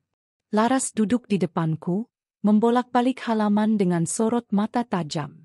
Kita bisa membawa semua ini ke jalur hukum kapan saja kamu siap, katanya, penuh keyakinan. Aku mengangguk. Tapi aku ingin satu langkah yang lebih besar sebelum itu. Ia mengernyitkan dahi. Apa maksudmu? Aku menatapnya, kemudian berkata dengan suara tenang, aku ingin mereka menikah. Secara resmi. Di depan penghulu. Di rumah itu. Dengan aku sebagai saksinya. Laras terdiam beberapa saat sebelum akhirnya menggeleng pelan. Kamu yakin? Setelah semua ini. Aku tersenyum tipis. Biarkan mereka mendapatkan apa yang mereka inginkan. Tapi setelah itu, aku akan tunjukkan pada mereka konsekuensinya. Aku akan beri restu sekaligus pengusiran. Sebab mereka harus tahu, kebahagiaan yang dibangun di atas penderitaan orang lain tidak akan pernah abadi. Hari-hari berikutnya kuhabiskan untuk menyempurnakan semua berkas. Aku memanggil notaris, mencetak ulang dokumen perusahaan dengan nama kepemilikanku, memproses balik nama sertifikat rumah, hingga mengurus pengalihan surat kendaraan. Semua itu kulakukan dengan diam-diam, tanpa publikasi, tanpa drama. Aku tak butuh dunia tahu sekarang. Aku hanya perlu semua ini siap pada saat yang tepat. Aku juga menghubungi beberapa orang yang pernah bekerja di perusahaan kami. Orang-orang yang selama ini lebih loyal padaku karena akulah yang membina mereka sejak awal. Dengan hati-hati, aku menjelaskan situasi yang sebenarnya. Tanpa banyak tanya, mereka menyatakan siap jika aku ingin membentuk tim baru dan merebut kembali posisi yang memang semestinya jadi milikku. Sementara itu, dari info yang Laras dapatkan dari koneksi hukumnya, Arya mulai gelisah. Sejak aku pergi, laporan keuangan perusahaan mulai kacau. Beberapa klien lama mundur karena merasa kebijakan baru terlalu sembrono. Perempuan yang kini tinggal bersamanya itu memang lihai bicara, tapi tidak paham bagaimana menjaga kepercayaan klien besar. Ia hanya pintar menuntut, bukan memberi solusi. Ada satu malam yang takkan kulupa. Saat itu hujan turun deras. Dan aku menatap keluar jendela sambil memegang secangkir kopi hangat. Di tangan kiriku, kugenggam surat undangan akad nikah yang kupalsukan seolah dari pihak penghulu resmi. Di surat itu tertulis nama Arya dan perempuan itu, lengkap dengan waktu dan tempat. Ruang tamu rumahku, Minggu pagi, pukul 9. Kupikir, jika mereka berani tinggal di rumahku, memakai barang-barangku, tidur di tempat tidurku, dan mengaku sebagai pasangan suami istri yang sah, maka sudah sepantasnya aku bantu mereka mewujudkan pernikahan itu dengan cara yang paling elegan dan paling menghancurkan. Aku kirim surat itu ke alamat rumah melalui kurir khusus, disertai pesan singkat. Aku tidak ingin jadi istri yang menggantungmu. Jika kamu serius dengan dia, nikahilah. Aku bahkan akan hadir untuk menyaksikannya. 3 hari kemudian, Laras memberitahuku bahwa Arya menerima surat itu dan terlihat mulai menghubungi penghulu sungguhan. Mereka percaya bahwa itu tawaran damai dari pihakku. Mereka percaya aku sudah menyerah. Mereka percaya aku terlalu lelah untuk melawan. Itulah yang paling mereka salah kira. Malam sebelum hari pernikahan itu, aku duduk berdoa cukup lama.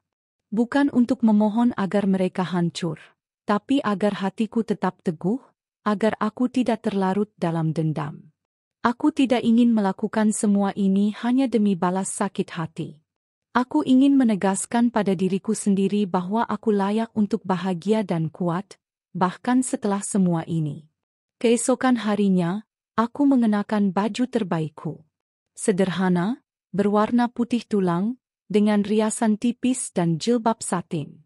Aku tampil bukan sebagai penggugat, tapi sebagai perempuan yang tahu siapa dirinya.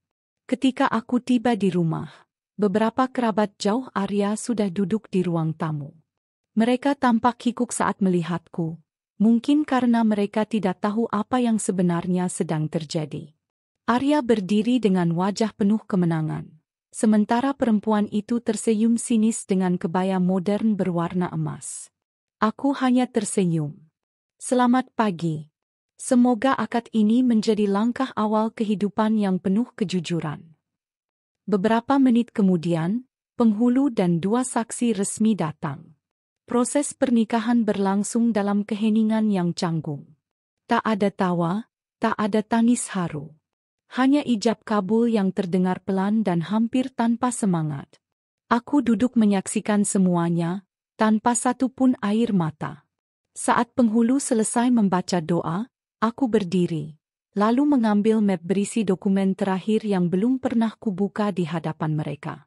Aku menyerahkannya ke Arya dan berkata dengan suara tegas namun tetap sopan. Sekarang kalian sudah menikah. Maka sebagai istri yang baik, aku beri restu. Dan sebagai pemilik rumah ini, aku beri juga surat pengusiran. Kalian punya waktu 2 jam untuk mengemas barang-barang kalian. Satpam akan mengawasi, dan pengacara akan menunggu di luar untuk memastikan semuanya berjalan sesuai hukum. Ruangan itu membeku. Perempuan itu menjerit, "Kamu gila? Kami tinggal di sini karena Arya suamimu." Aku menatapnya datar. Sekarang dia suamimu. Dan rumah ini bukan milik siapapun dari kalian. Arya membaca dokumen itu dengan tangan gemetar.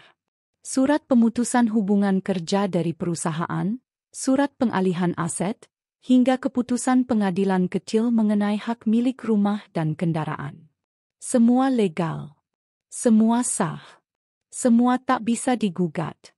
Aku menatap keduanya, menghela napas panjang, lalu berkata, "Aku sudah selesai menjadi perempuan yang diam.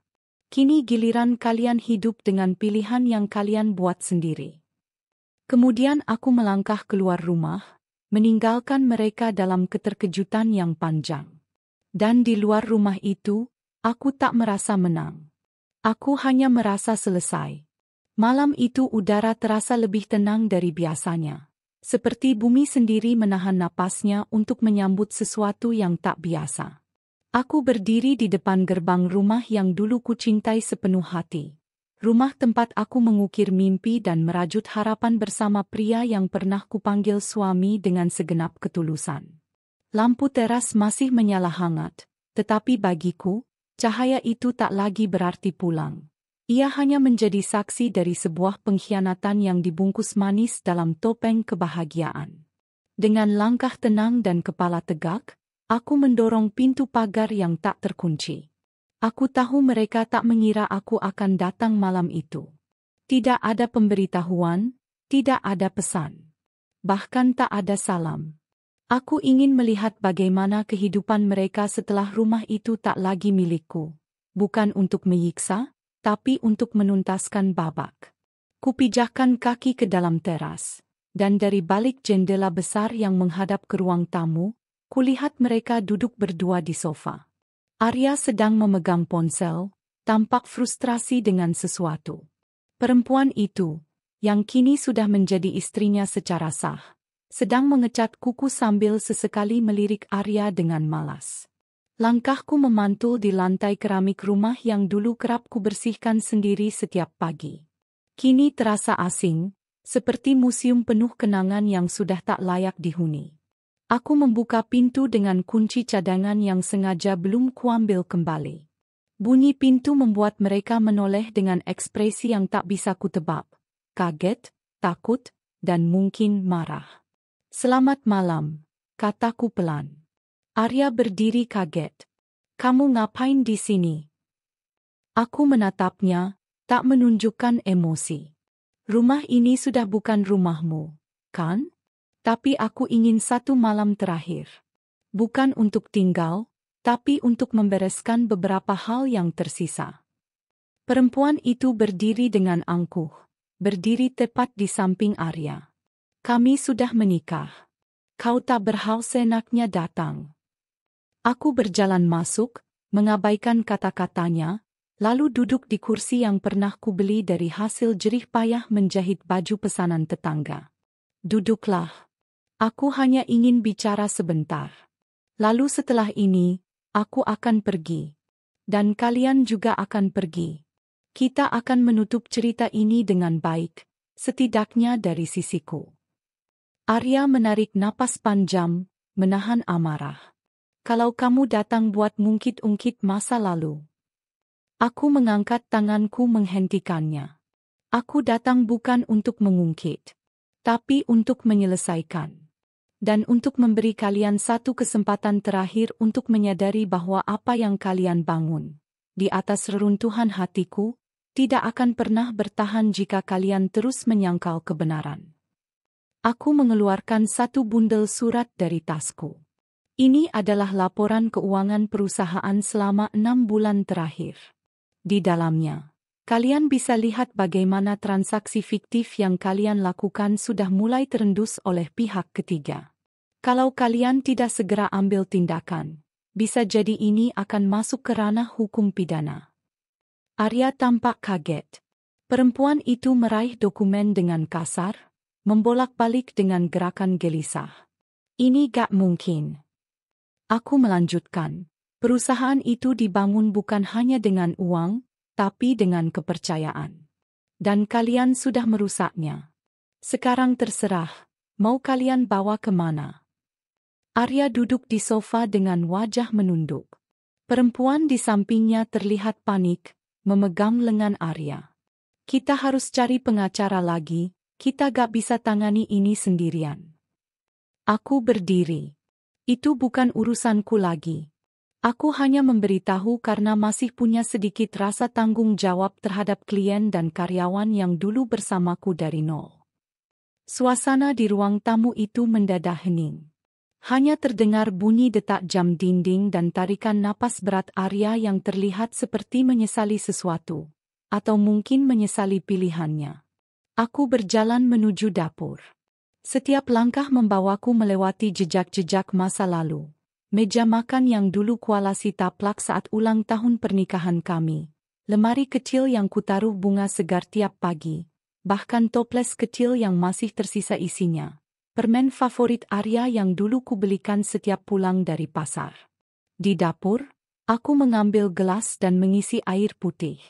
Entah mengapa, aku merasa itu seperti ritual terakhir sebelum aku benar-benar pergi. Kembali ke ruang tamu, aku menatap mereka untuk terakhir kalinya. Besok pagi pukul 9, kalian harus sudah keluar dari rumah ini. Pengacara dan satpam akan datang memastikan prosesnya berjalan lancar. Dan setelah itu, kita tidak akan pernah berurusan lagi. Arya menatapku lama. Kenapa kamu melakukan semua ini? Aku tersenyum tipis. Karena aku sudah terlalu lama mencintai orang yang salah dengan cara yang benar. Dan sekarang, aku sedang belajar mencintai diriku sendiri. Perempuan itu menertawakan sinisku. Pura-pura bijak, tapi nyatanya kamu masih dendam. Aku mendekatinya dan menatap matanya lurus. Dendam itu jika aku membalas dengan menyakitimu. Tapi aku tidak. Aku membalas dengan membebaskan diriku dari kalian. Lalu aku berjalan menuju pintu.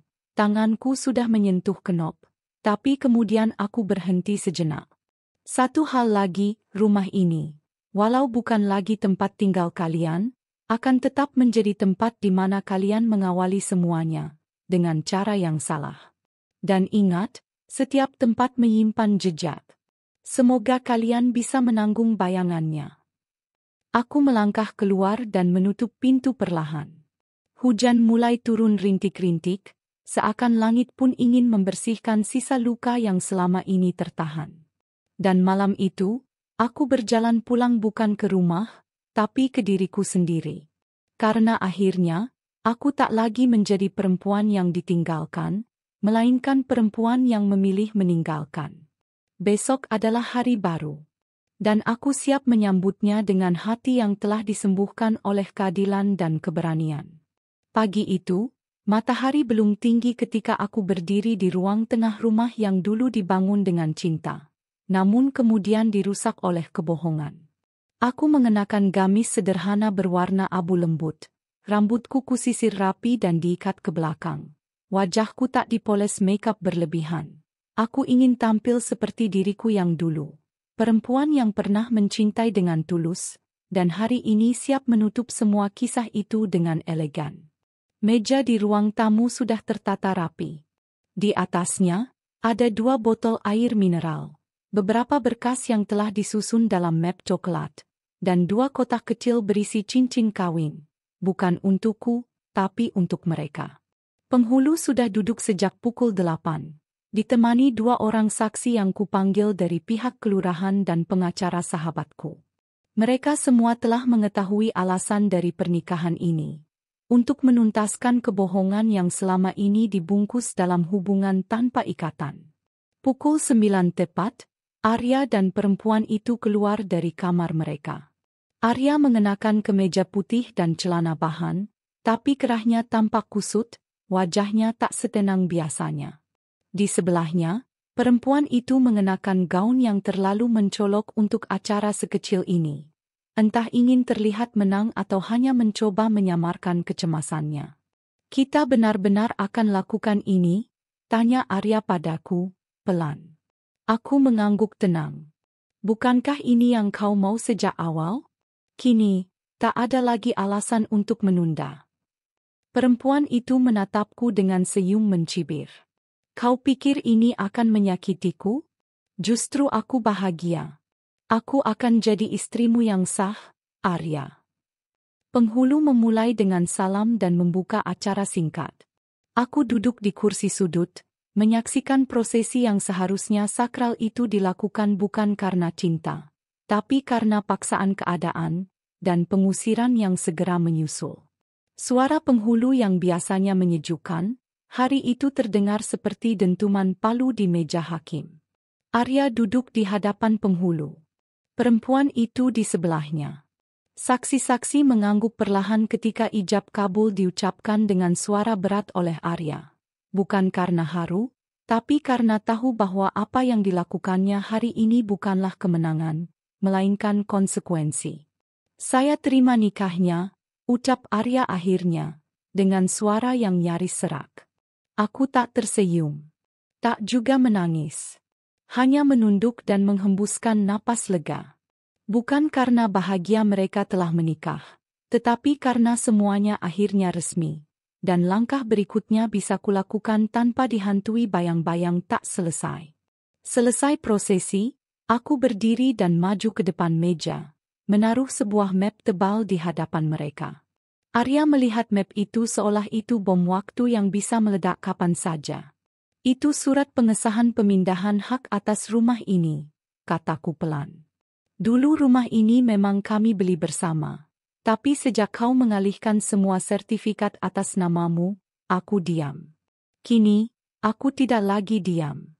Sertifikat yang baru terdaftar atas namaku. Bukan karena aku merebut, tapi karena aku membuktikan. Arya menatap map itu, tak membuka, hanya menunduk. Lalu ini, aku menyerahkan map kedua, dokumen transfer saham perusahaanmu. Atau dulu, perusahaanku juga. Saham terbesarmu sudah kau lepaskan untuk menutupi utang dan biaya gugatan. Perusahaan itu sekarang atas nama aku, sahabatku, dan tim hukumku. Kau hanya akan jadi karyawan biasa jika memilih tinggal. Atau kau bisa mundur dan pergi. Perempuan itu bangkit dari duduknya. Kau gak bisa usir kami setelah kami sah menikah. Aku menoleh kepadanya dengan pandangan tenang. Aku bisa. Karena rumah ini milikku. Surat kepemilikan, sertifikat, semua sudah sah secara hukum. Aku tidak usir karena benci. Tapi karena waktumu di rumah ini sudah habis. Aku beri waktu 2 jam untuk mengemasi barang pribadi. Satpam akan mengantar kalian keluar. Dan kau tidak perlu khawatir, pengacara sudah menyiapkan tempat tinggal sementara untuk kalian. Kontrakan kecil di pinggir kota. Arya berdiri, wajahnya kelabu seperti abu. Kamu sudah rencanakan ini sejak lama ya? Aku mengangguk. Sejak hari kau membawanya masuk ke rumah ini dan menyuruhku belajar berbagi. Aku belajar. Tapi bukan berbagi. Aku belajar bagaimana caranya berdiri tegak saat dijatuhkan. Salah satu saksi mengangguk pelan, berkata bahwa semua dokumen telah sah dan tak bisa diganggu-gugat. Penghulu menunduk, tak banyak bicara.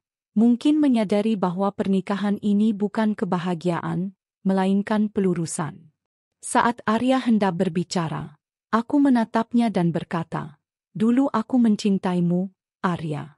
Tapi sekarang, aku mencintai diriku sendiri lebih dari apapun. Dan aku ingin menjaga diriku dari kamu." Tanpa banyak kata lagi, aku meninggalkan ruang tamu. Langkahku mantap, tanpa guncang.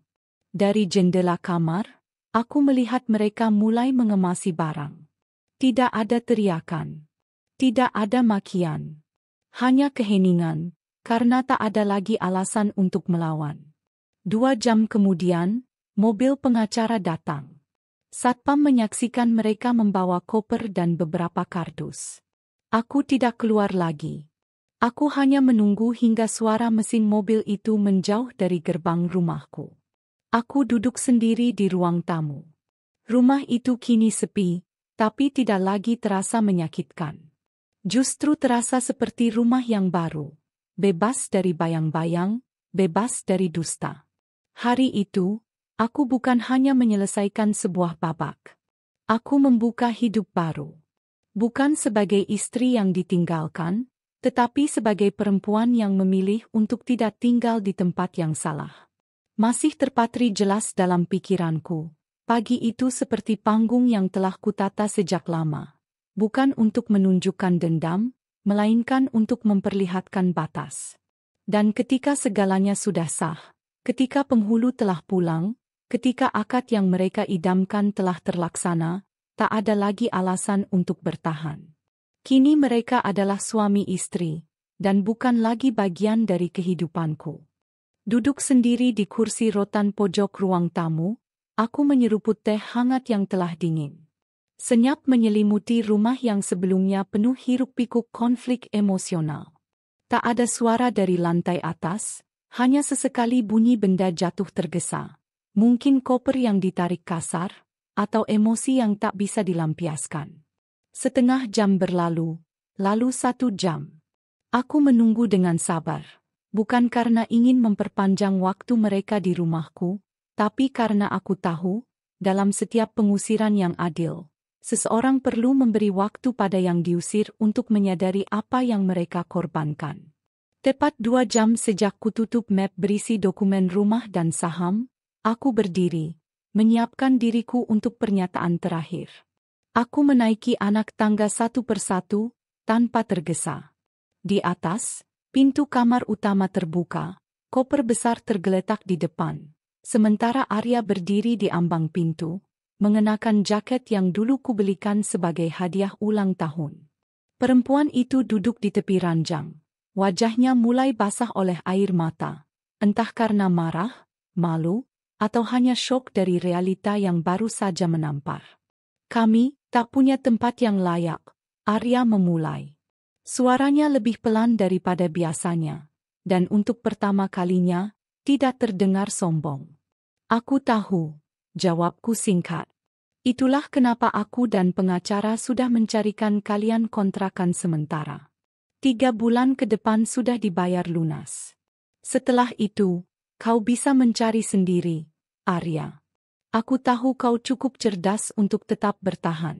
Setidaknya dulu begitu. Dia menunduk, tidak membalas. Lalu aku menoleh kepada perempuan itu. Dan kau, sekarang adalah istrinya. Maka jalanilah peranmu. Jangan berharap simpati dariku. Jangan juga berharap bahwa aku akan menjadi jaring pengaman saat kalian jatuh. Karena jaring itu sudah kau robek sejak pertama kali masuk ke rumah ini dengan wajah angkuh. Ia mencoba berdiri, hendak melawan, tapi tubuhnya tampak lemas. Tak ada kata yang keluar dari bibirnya. Semua ego seolah telah runtuh oleh kenyataan bahwa rumah ini bukan lagi tempat yang bisa ia kuasai. Aku melangkah turun ke bawah dan berdiri di depan pintu, membuka kunci dengan tenang. Udara siang menyeruak masuk. Matahari bersinar terang, seolah ikut menyaksikan babak akhir ini. Satpam yang sejak tadi berjaga, memberi isyarat bahwa mobil pengacara sudah siap menjemput. Arya menuruni tangga dengan koper di tangan kanan. Sementara perempuan itu membawa tas tangan dan satu kardus kecil. Tak ada kalimat selamat tinggal. Tak ada permintaan maaf. Hanya diam yang panjang dan penuh makna. Mereka berdua melangkah melewati ambang pintu. Dan sebelum mereka sempat keluar gerbang, aku berkata, "Sekarang kau sudah menikah. Silakan pergi dari rumahku." Bukan karena aku tidak manusiawi, tapi karena setiap keputusan harus ditanggung dengan keberanian. Dan keberanian itu, kau pinjam dariku terlalu lama. Langkah mereka terhenti sejenak. Arya menoleh dengan mata yang sayu, tak lagi membara seperti dulu. Tapi aku tak gentar. Aku menatapnya seperti menatap masa lalu yang sudah selesai. Mereka keluar dari halaman rumah, diiringi sunyi yang menggigit. Satpam menutup pagar perlahan. Mobil melaju menjauh. Dan aku berdiri diam beberapa saat sebelum masuk kembali ke dalam rumah. Kutatap ruangan yang dulu menjadi saksi perselingkuhan, kebohongan, dan penderitaan batin yang kusembunyikan di balik senyum. Kini, ruangan itu sunyi, bersih, dan milikku sepenuhnya. Bukan hanya secara hukum, tetapi juga secara utuh dalam kendali dan keputusan. Aku duduk di sofa dan menghembuskan napas panjang. Bukan napas kelelahan, tapi napas pembebasan. Selama ini aku merasa seperti hidup di bawah bayangan orang yang kucintai. Tapi sekarang, aku berdiri di bawah cahaya yang kutemukan sendiri. Teleponku berdering. Sahabatku mengirim pesan, "Sudah selesai?" Aku membalas, "Sudah." Dan rasanya bukan seperti selesai, tapi seperti baru saja mulai. Hari itu, aku membersihkan seluruh rumah sendiri. Menata ulang perabot, membuang benda-benda yang menyisakan luka, menyimpan kenangan hanya dalam folder digital agar tak lagi menggantung di dinding. Aku ingin mulai dari nol. Dari lantai rumah yang bersih, dari meja makan yang kini hanya untukku, dari tempat tidur yang akhirnya milik perempuan yang tahu harga dirinya. Malamnya, aku duduk di balkon lantai 2, menatap langit gelap yang sepi bintang. Tapi dalam sepinya, Aku tak merasa sendiri. Aku merasa penuh. Penuh oleh keberanian yang tidak kupinjam dari siapapun. Penuh oleh kelegaan karena akhirnya meletakkan beban yang tak semestinya kupikul. Dan dalam hati, aku berkata pada diriku sendiri, kau sudah melaluinya. Sekarang saatnya untuk hidup. Untuk benar-benar hidup, tanpa bayang-bayang siapapun. Waktu adalah penjahit ulung yang diam-diam menyulam balasan di balik setiap luka. Aku tak pernah berharap mereka jatuh. Tapi kehidupan punya caranya sendiri menyeimbangkan segala yang timpang. Dan bagi Arya serta istri barunya, waktu ternyata memilih jalur yang panjang, sempit, dan berbatu sebagai pelajaran. 3 bulan setelah kepergian mereka dari rumahku, aku menerima laporan dari pengacaraku bahwa kontrakan yang mereka tempati telah berpindah tangan ke pemilik baru karena sang pemilik lama bangkrut. Dan para penghuni dipaksa keluar tanpa negosiasi. Dalam keheningan pagi itu, sambil menikmati secangkir kopi, aku hanya tersenyum kecil membaca berita tersebut. Arya yang dulu bergelimang uang, kini harus menghubungi rekan-rekan bisnis untuk mencari bantuan. Sayangnya, dalam dunia yang pernah kami jalani, loyalitas bukan soal ikatan, melainkan soal untung dan rugi. Begitu nama Arya keluar dari kepemilikan perusahaan, semua investor menarik diri. Bahkan nama perusahaannya yang telah kuubah menjadi lini baru khusus produk perempuan, justru mendapat sorotan positif karena keberpihakan pada para janda dan perempuan penyintas pengkhianatan rumah tangga. Perempuan yang dulu dengan pongah menguasai rumahku kini menjadi perbincangan hangat di lingkungan baru mereka. Tetangga kontrakan menilai mereka sebagai pasangan yang terlalu banyak menuntut, terlalu sering bertengkar, dan terlalu gengsi untuk menerima bantuan seadanya. Sementara itu, Arya, yang dulu tampil gagah dengan jas mahal dan mobil mewah, kini lebih sering terlihat mengenakan kaos lusuh dan sendal jepit, berjalan cepat menyusuri trotoar kota untuk mencari pekerjaan yang bersedia menerimanya tanpa latar belakang perusahaan besar. Sahabatku yang pernah menjadi pengacaraku, yang juga tak sengaja mengenal Arya lewat komunitas bisnis dulu, mengabarkan bahwa Arya sempat datang ke salah satu kantor pengacara meminta bantuan hukum. Namun begitu ia tahu bahwa tim pengacara yang tersedia masih berada di bawah firma yang dulu menemaniku, Arya diam-diam pergi tanpa berkata apapun. Barangkali harga dirinya masih menolak kenyataan bahwa ia butuh bantuan dari dunia yang dulu ia tinggalkan dengan arogan. Bahkan satu malam, aku mendapat pesan anonim melalui email yang berisi kata-kata singkat, "Apa kau puas sekarang?" Aku hanya membaca tanpa membalas. Bukan karena tak ingin menjawab, tetapi karena aku tak merasa perlu. Kepuasanku bukan karena mereka jatuh. Kepuasanku datang dari keberanianku sendiri untuk memilih jalan yang benar, untuk bertahan dan bangkit tanpa menginjak siapapun. Aku mulai melihat keberadaan mereka di pinggir kota, di bawah pohon besar dekat taman umum, tempat biasa para penjual kaki lima berlalu lalang. Arya dan istrinya duduk di bangku panjang taman, dengan wajah lelah dan raut kesal yang tak bisa mereka sembunyikan. Tak ada percakapan, hanya diam, saling menyalahkan dalam batin yang tak terucap. Pernah suatu malam, aku lewat bersama sopir setelah menghadiri acara pemberdayaan perempuan, dan melihat mereka dari kejauhan. Aku tak turun. Aku hanya menatap mereka selama beberapa detik, lalu memalingkan pandangan ke jendela seberang. Banyak orang berkata, balas dendam terbaik adalah keberhasilan. Tapi bagiku, keberhasilanku bukanlah balas dendam. Itu adalah proses mencintai diri sendiri setelah bertahun-tahun melupakan siapa diriku karena mencintai orang yang salah. Tak berselang lama, kabar lain menyusul. Arya mendaftarkan diri sebagai kurir pengiriman di salah satu perusahaan aplikasi. Istrinya mencoba menjadi live streamer di media sosial, menjual barang-barang sisa koleksi masa lalu. Namun semua itu tak pernah cukup untuk mengembalikan citra mereka yang dulu.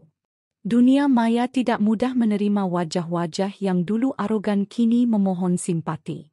Dan sementara mereka berkutat dengan perjuangan baru yang tidak pernah mereka bayangkan sebelumnya, aku justru sibuk mempersiapkan seminar motivasi untuk para perempuan yang ingin bangkit dari perceraian dan pengkhianatan.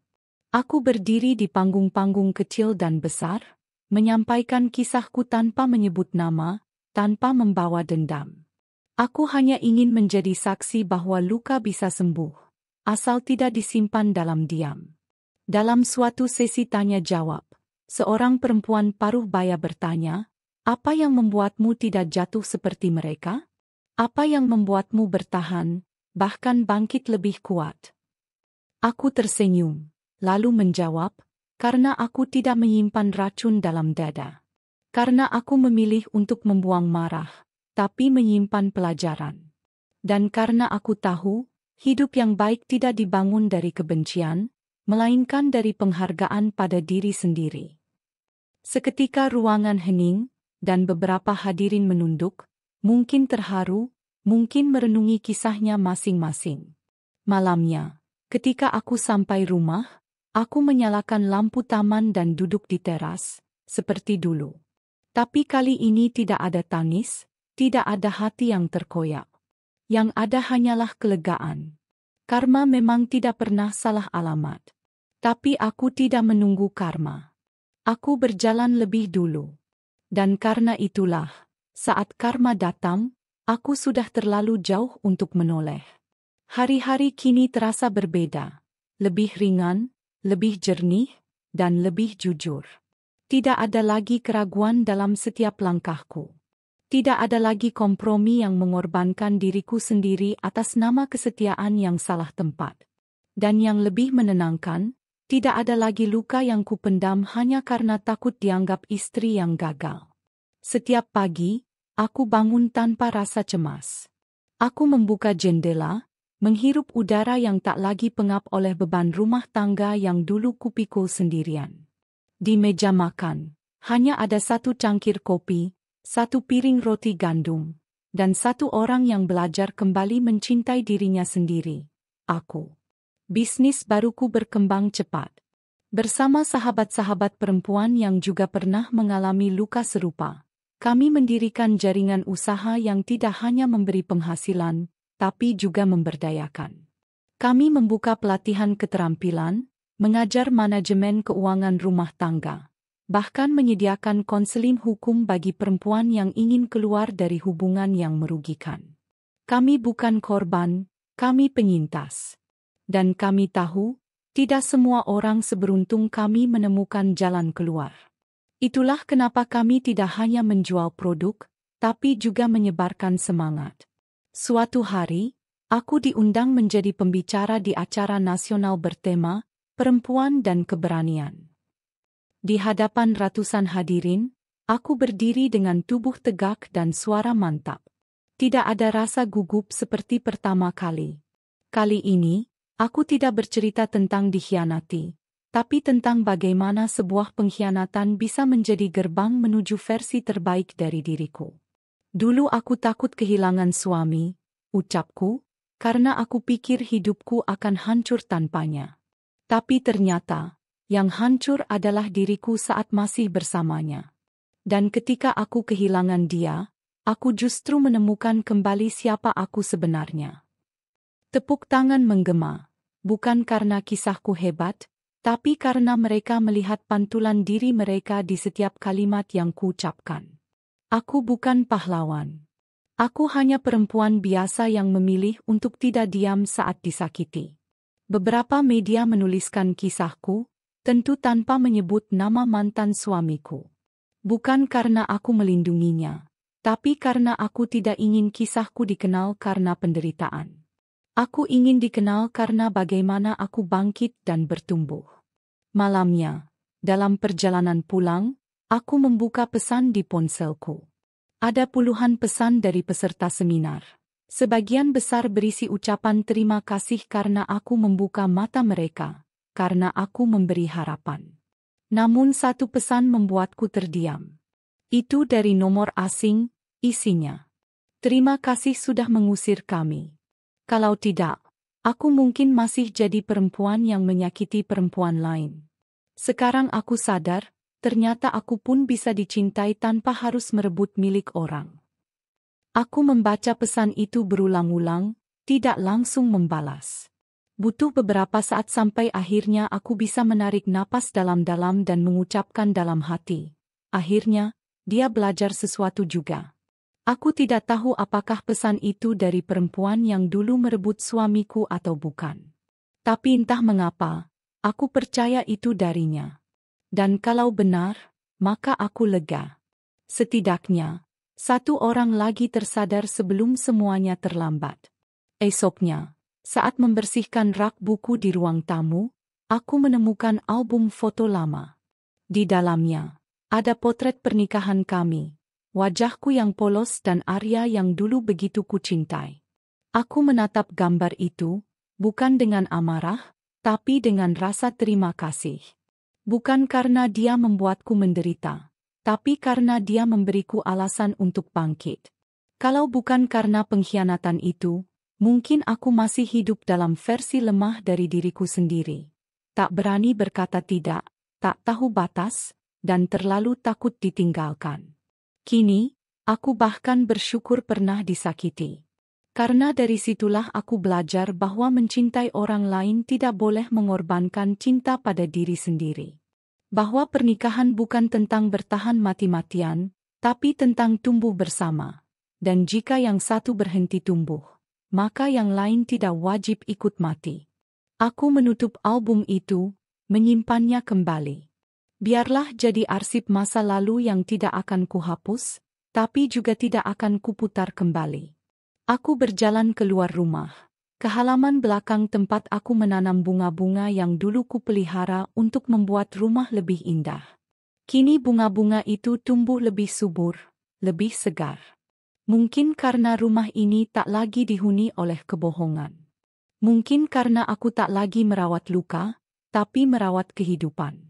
Sore itu, saat matahari mulai condong ke barat, aku duduk di bangku taman kecil yang kutaruh di tengah halaman. Di sana aku menulis jurnal pribadi. Tak semua rasa sakit datang untuk menghancurkanmu. Kadang, ia datang untuk menunjukkan bahwa kamu lebih kuat dari yang kamu kira. Dan ketika kamu memilih untuk berdiri, kamu akan tahu bahwa bukan cinta yang menjadikanmu utuh, tapi keberanian untuk tidak menyerah. Dan di sanalah aku tahu, penyesalan tak ada dalam kamusku. Karena luka yang dulu hampir membunuhku, kini menjadi akar dari pohon yang terus tumbuh di dalam diriku. Pohon yang terus berbunga. Pohon yang menongiku dari badai apapun di masa depan. Hidup mengalir dengan tenang seperti sungai yang pernah dilanda badai namun kini kembali jernih. Aku berjalan dalam hari-hari yang damai, bukan karena tak lagi ada tantangan, tapi karena aku tak lagi menanggapi badai dengan kepanikan. Setelah semua yang terjadi, aku belajar bahwa kedamaian bukan datang dari luar, tapi tumbuh dari dalam. Sore itu langit berwarna jingga keemasan. Aku baru pulang dari pusat komunitas tempatku biasa berbagi pengalaman dan pelatihan untuk perempuan yang sedang memperjuangkan diri mereka. Di rumah, bunga-bunga di taman belakang mekar sempurna. Wangi lavender dan melati menyambutku lebih ramah dari siapapun. Kehidupan ini terasa cukup. Lebih dari cukup. Tapi ternyata, takdir masih menyimpan satu bab terakhir sebelum benar-benar kututup kisah ini. Saat senja mulai turun, bel rumahku berbunyi. Pelan. Ragu-ragu. Aku yang sedang duduk membaca jurnal harian, meletakkan buku dan berjalan ke arah gerbang. Dari balik jendela kaca, kulihat sosok yang tak asing, berdiri memeluk tubuh sendiri, dengan rambut berantakan dan wajah tirus yang hampir tak kukenali. Arya. Dia berdiri diam, menatap rumah itu lama, mungkin bernostalgia, mungkin menyesali. Pakaian lusuh, wajahnya pucat, dan tubuhnya lebih kurus dari terakhir kali aku melihatnya di taman kota. Saat mataku bertemu dengan matanya, ia tampak berkaca-kaca. Aku keluar perlahan. Tanpa kemarahan, tanpa pertanyaan. Aku hanya ingin melihat rumah ini lagi, katanya pelan, suaranya bergetar. Tempat di mana aku pernah punya segalanya. Aku tidak menjawab. Aku hanya menatapnya dengan pandangan netral. Bukan karena dendam telah sirna, tapi karena hatiku sudah tidak menyimpan apapun lagi untuknya. Tidak cinta, tidak benci, hanya kosong. Aku butuh bantuan, ucapnya kemudian, nyaris seperti bisikan. Aku sudah kehilangan semuanya. Dia pun pergi. Aku tahu aku tak pantas minta apa-apa, tapi aku tak punya siapa-siapa lagi. Ada jeda panjang. Angin sore berhembus perlahan, mengayun pelan dedaunan di halaman. Aku menarik napas dalam-dalam. Di kepalaku, ingatan lama berkelebat, pengkhianatan, kebohongan, malam-malam penuh air mata. Tapi semua itu terasa seperti mimpi lama yang tak lagi mengganggu tidurku. Akhirnya aku berkata, tenang dan lembut, aku tidak akan menyalahkanmu lagi. Apa yang kamu alami hari ini bukan karena aku membalas, tapi karena hidup selalu menagih apa yang kita tanam. Arya menunduk. Bahunya bergetar. Aku tahu ia menangis, meski tanpa suara. Tapi aku tidak akan membiarkanmu masuk lagi ke rumah ini, lanjutku. Karena rumah ini bukan tempat untuk mereka yang merusaknya. Ini tempat bagi perempuan yang membangunnya dari reruntuhan. Dan aku sudah punya hidup baru yang tak ada tempat untukmu di dalamnya. Aku melangkah perlahan, membuka pintu pagar, lalu berjalan ke arahnya. Ia refleks ingin memelukku, tapi aku hanya menepuk pelan bahunya. Terima kasih pernah mengajarkanku menghargai diri sendiri. Sekarang, kamu juga harus belajar mencintai dirimu, meskipun dari titik nol, ujarku, lembut namun tegas.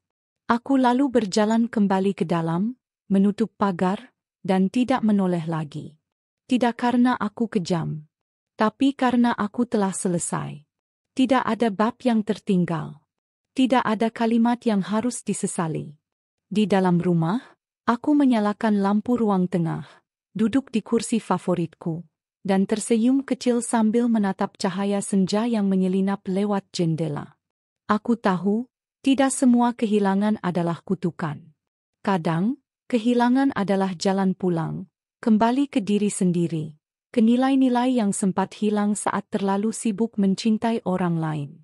Kadang, kehilangan adalah pintu baru yang takkan pernah terbuka jika aku terlalu takut menutup pintu lama.